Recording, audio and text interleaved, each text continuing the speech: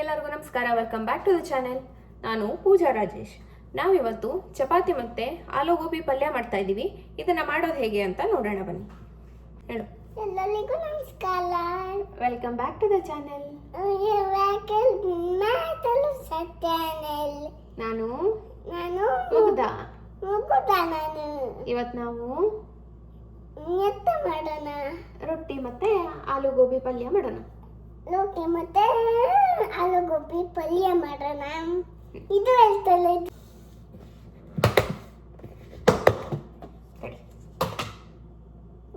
ನನಗೆ ಕೊಡು. ತಗೋ, ಹಾಕು. ನನಗೆ ಕೊಡು.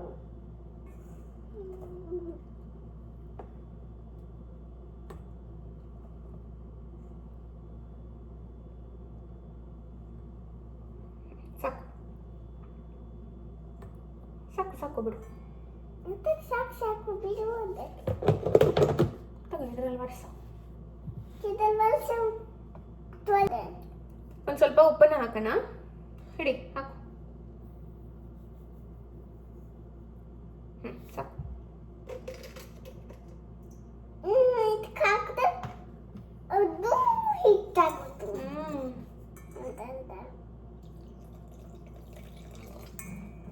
ನಾನು ಮಾಡಲ್ಲ. ನಾನು ಬಿಸಿ ನೀರೇನು ಹಾಕ್ತಾ ಇಲ್ಲ, ನಾರ್ಮಲ್ ವಾಟರ್ನೇ ಹಾಕಿ ಹಿಟ್ಟನ್ನು ಕಲಿಸ್ತಾ ಇದ್ದೀನಿ. ನೀನು ಬಿಸಿ ನೀರೇನು ಹಾಕುತ್ತಾ ಇಲ್ಲ? ಬಿಸಿ ನೀರಲ್ಲಿ ಕಳಿಸೋ ಇಲ್ಲೇ ಸಾಕಾಗಿ ನೀರಲ್ಲೂ ಬತ್ತು. ಬಿಸಿ ನೀರಲ್ಲಿ ಕಲಿಸೋಲ್ಲ. ನನಗೂ ಕೊಡ್ತೀಯಾ?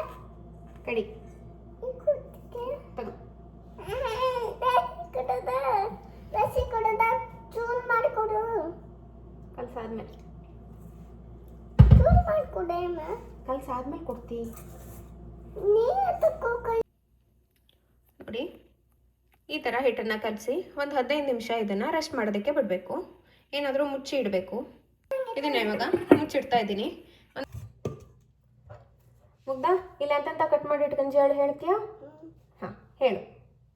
ಇದು ಇದು ಆಲೂಗಡ್ಡೆ, ಇದು ಟೊಮೆಟೊ, ಇದು ಕೊತ್ತಂಬರಿ ಸೊಪ್ಪು, ಇದು ಆನಿಯನ್, ಇದು ಬ್ರೋಕೊಲಿ, ಕಾಲಿಫ್ಲವರ್. ಇದಿಷ್ಟು ಪಲ್ಯಕ್ಕೆ ಹಾಕವು. ಹೇಳು. ಇದಕ್ಕೆ ಪಲ್ಯಕ್ಕೆ ಹಾಕವು. ನಾನಿಲ್ಲಿ ಒಂದು ಸ್ವಲ್ಪ ಜಾಸ್ತಿ ಎಣ್ಣೆ ಹಾಕ್ತಾ ಇದ್ದೀನಿ. ಒಂದು 4ರಿಂದ 5 ಚಮಚ ಆಗುವಷ್ಟು ಎಣ್ಣೆ ಸ್ವಲ್ಪ ಕಾಯಬೇಕು. ನಾನಿಲ್ಲಿ ಒಂದು ಅರ್ಧ ಸ್ಪೂನ್ ಅಷ್ಟು ಜೀರಿಗೆ ಹಾಕ್ತಾ ಇದ್ದೀನಿ.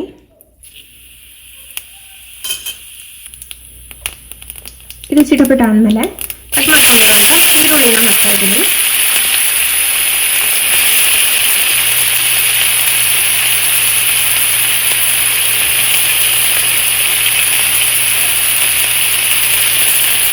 ಸ್ವಲ್ಪ ಉಪ್ಪನ್ನು ಹಾಕ್ತಾ ಇದ್ದೀನಿ. ಹಾಗೆ ಒಂದು ಸ್ವಲ್ಪ ಜಿಂಜರ್ ಗಾರ್ಲಿಕ್ ಪೇಸ್ಟ್ ಹಾಕ್ತಾ ಇದ್ದೀನಿ. ಇದೆಲ್ಲನೂ ಕ್ಲೀನಾಗಿ ಫ್ರೈ ಮಾಡ್ಕೋಬೇಕು.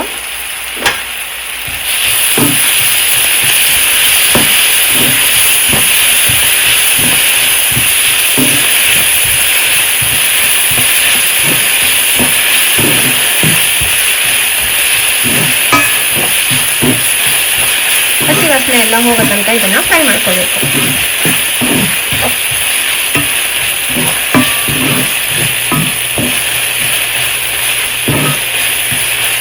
ಇದಕ್ಕೆ ಇವಾಗ 1 ಚಮಚದಷ್ಟು ಅಚ್ಕಾರದ ಪುಡಿ, ಹಾಗೆ 1/4 ಚಮಚದಷ್ಟು ಗರಂ ಮಸಾಲ, ಹಾಗೆ ಒಂದು ಸ್ವಲ್ಪ ಹುಳಿ ಪುಡಿನ ಹಾಕ್ತಾ ಇದ್ದೀನಿ.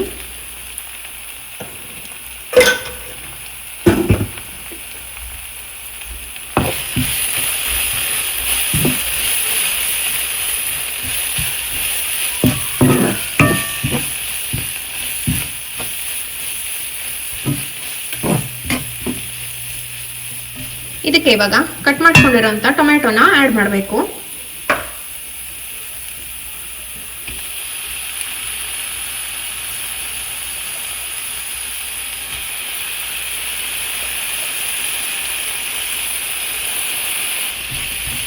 ಟೊಮೆಟೊನು ಕೂಡ ಚೆನ್ನಾಗಿ ಫ್ರೈ ಆಗಬೇಕು.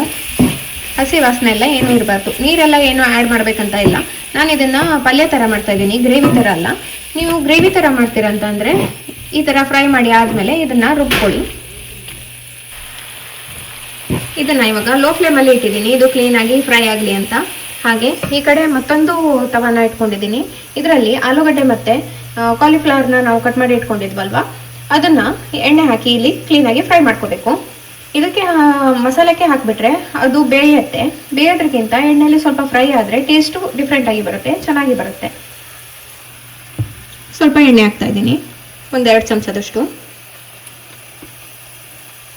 ಎಣ್ಣೆ ಕಾದಿದೆ. ಇವಾಗ ಕಟ್ ಮಾಡ್ಕೊಂಡಿರೋಂಥ ಆಲೂಗಡ್ಡೆನ ಹಾಕ್ತಾ ಇದ್ದೀನಿ.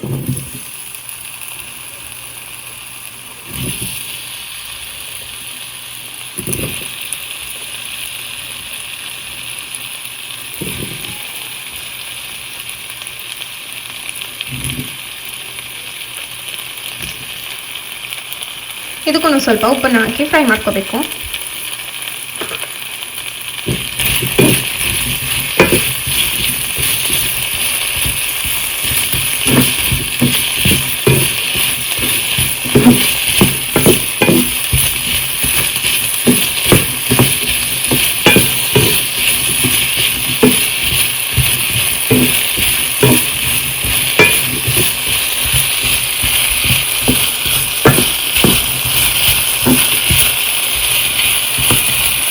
ಇದನ್ನು 1-2 ನಿಮಿಷ ಮುಚ್ಚಿ ಇಡ್ತೀನಿ.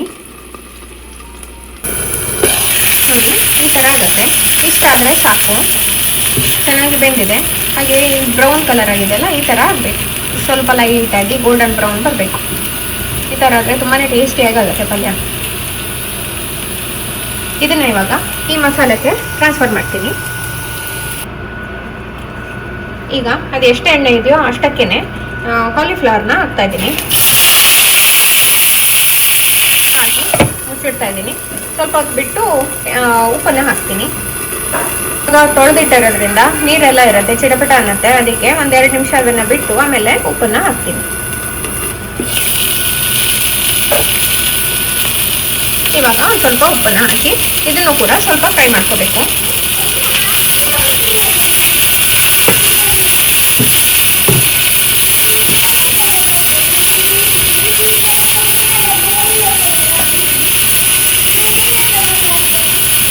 ಇದನ್ನು ನೋಡಿ, ಗೋಬಿ ಕೂಡ ಇವಾಗ ಚೆನ್ನಾಗಿ ಫ್ರೈ ಆಗಿದೆ.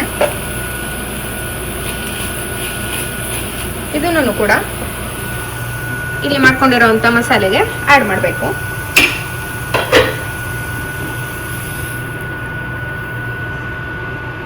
ಇದಕ್ಕೆ ಇವಾಗ ಕೊತ್ತಂಬರಿ ಸೊಪ್ಪನ್ನು ಹಾಕ್ತಾ ಇದ್ದೀನಿ. ಉಪ್ಪೆಲ್ಲನೂ ಸ್ವಲ್ಪ ಸ್ವಲ್ಪ ಹಾಕಾಗಿತ್ತು, ಅದಕ್ಕೆ ಉಪ್ಪನ್ನು ನೋಡಿಕೊಂಡು ಮತ್ತೆ ಆ್ಯಡ್ ಮಾಡಿ ಬೇಕು ಅಂತ ಅಂದರೆ.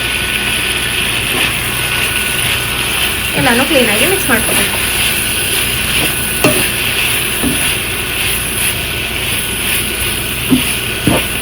ತುಂಬಾ ಈಸಿಯಾಗಿ ಮಾಡ್ಬೋದು, ಬೇಗ ಆಗುತ್ತೆ ಇದು. ರೊಟ್ಟಿಗಂತೂ ತುಂಬಾ ಟೇಸ್ಟಿಯಾಗಿ ಇರುತ್ತೆ.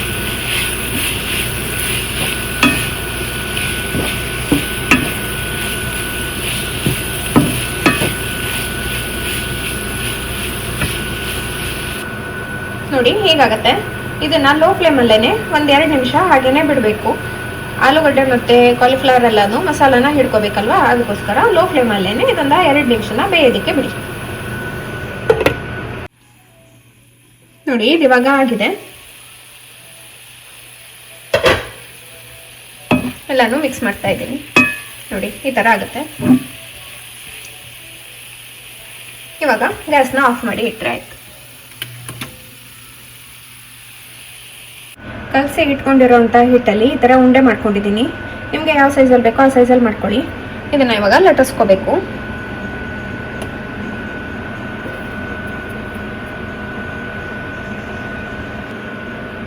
ಇದನ್ನು ಲಟ್ಟಿಸ್ಕೊಂಡಾಗಿದೆ. ಇದನ್ನು ಕಾದಿರೋಂಥ ಹಂಚ್ ಮೇಲೆ ಹಾಕ್ತಾ ಇದ್ದೀನಿ.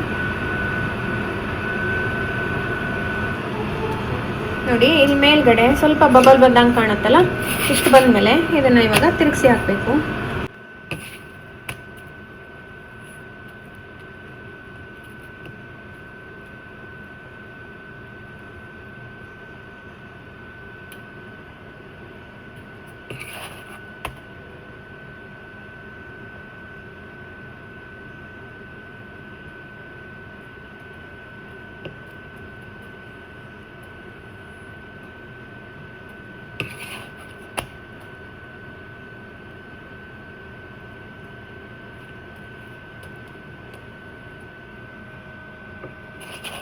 ಕ್ಲೀನಾಗಿ